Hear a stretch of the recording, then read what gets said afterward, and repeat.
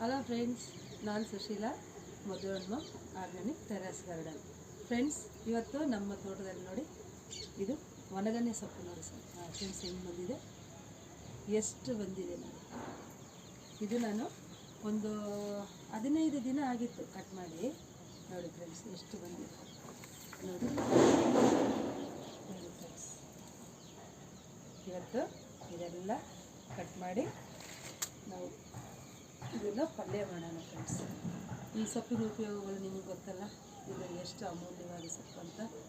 ನಮ್ಮ ಕಣ್ಣಿಗೆ, ರಕ್ತಹೀನತೆಗೆ, ಮತ್ತು ನಾವು ಬಾಯಿ ರುಚಿಸಲ್ಲಲ್ವ, ಆವಾಗ ನಾವು ಇದನ್ನು ಕಂಟಿನ್ಯೂ ಆಗಿ ನಾವು ಒಂದು 15 ಡೇಸ್ 20 ಡೇಸ್ ತಿಂದರೆ ಅದು ಮತ್ತೆ ಯಥಾಸ್ಥಿತಿಗೆ ನಾಲಿಗೆ ಬರುತ್ತೆ ಅಂತ ಹೇಳ್ತಾರೆ ನಮ್ಮ ಹಿರಿಯರು.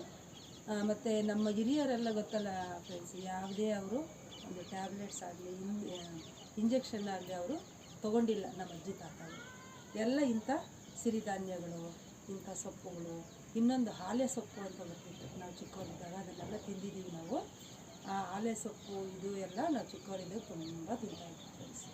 ಇದೆಲ್ಲ ಅಷ್ಟು ಒಳ್ಳೆ ಸೊಪ್ಪು, ನಿಮಗೂ ಅದು ಗೊತ್ತಿರುತ್ತೆ ಫ್ರೆಂಡ್ಸ್. ಇದರಲ್ಲಿ 2 ವಿಧ ಇದೆ ನೋಡಿ.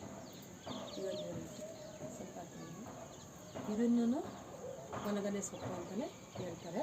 ಇದು ಇದೆ ನಮ್ಮ ಗಾರ್ಡನ್ ಫ್ರೆಂಡ್ಸ್. ಇವಾಗ ಹಾರ್ವೆಸ್ಟ್ ಮಾಡೋಣ ಫ್ರೆಂಡ್ಸ್. ಸ್ವಲ್ಪ ಇಟ್ಕೊಳ್ತೀನಿ.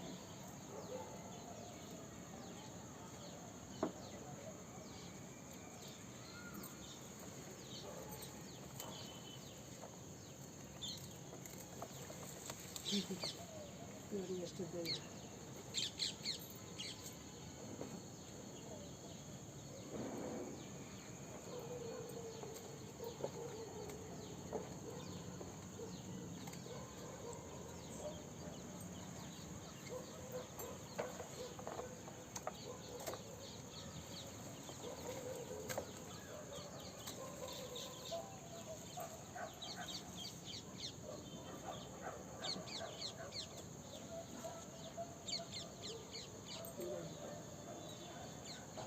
ಮಾಡಿ ಫ್ರೆಂಡ್ಸ್, ನೋಡಿ ಇಷ್ಟು ಬಂದಿದೆ ನೋಡಿ. ಅದು ಎಷ್ಟು ಇದಾಗಿ ಬಂದಿದೆ ನೋಡಿ, ಎಷ್ಟು ಚೆನ್ನಾಗಿ ಬಂದಿದೆ ನೋಡಿ ಫ್ರೆಂಡ್ಸ್. ಮತ್ತು ಇದು ನಾನು ಒಂದು ಸಪೋಟ ಗಿಡ ಹಾಕಿದ್ದೆ ಫ್ರೆಂಡ್ಸ್ ಇದರಲ್ಲಿ, ಡ್ರಮ್ಮಲ್ಲಿ. ಅದರಲ್ಲಿ ನಾನು 1-2 ಟೊಂಗೆಗಳು ಇಷ್ಟಿಷ್ಟು ತೊಗೊಂಬಂದು ಇಟ್ಟೆ. ನಾನು ಅಷ್ಟೇ ಇಷ್ಟಿಷ್ಟು ಒಂದು 2-3 ಹತ್ರ ಇಟ್ಟಿದ್ದೆ. ಅದು ಇವಾಗೆಲ್ಲ ಸ್ಪ್ರೆಡ್ ಆಗಿಬಿಟ್ಟು ಇಷ್ಟು ಬಂದಿದೆ. ಒಂದು ದಿನಕ್ಕೆ ಆರಾಮಾಗಿ ಪಲ್ಯ ಮಾಡೋದು ಫ್ರೆಂಡ್ಸ್. ಇದಕ್ಕೆ ಬೇಳೆ ಹಾಕ್ಬೋದು, ಹೆಸರು ಕಾಳು, ಮತ್ತು ಮೊಳಕೆ ಕಟ್ಟಿದ ಹುರುಳಿಕಾಳು, ಇದೆಲ್ಲ ಹಾಕಿದ್ರೂ ತುಂಬ ಚೆನ್ನಾಗಿ ಪಲ್ಯ ಆಗುತ್ತೆ ಫ್ರೆಂಡ್ಸ್. ಇದನ್ನು ಬಸ್ಸಾರು ಮಾಡ್ಬೋದು, ಪಲ್ಯನೂ ಮಾಡ್ಬೋದು, ಜ್ಯೂಸು ಮಾಡ್ಬೋದು. ಹಲೋ ಫ್ರೆಂಡ್ಸ್, ಇವತ್ತಿನ ಹಾರ್ವೆಸ್ಟ್ ನಿಮಗೇನು ಅನ್ನಿಸ್ತು? ಇಷ್ಟ ಆಯಿತಾ? ಇಷ್ಟ ಆಗಿದರೆ ಸಬ್ಸ್ಕ್ರೈಬ್ ಮಾಡಿ, ಶೇರ್ ಮಾಡಿ, ಲೈಕ್ ಮಾಡಿ. ಸರ್ವೇ ಜನ ಸುಖಿನೋ ಭವಂತು. ಸಸಿ ಬೆಳೆಸೋಣ, ಹಸಿರು ಉಳಿಸೋಣ.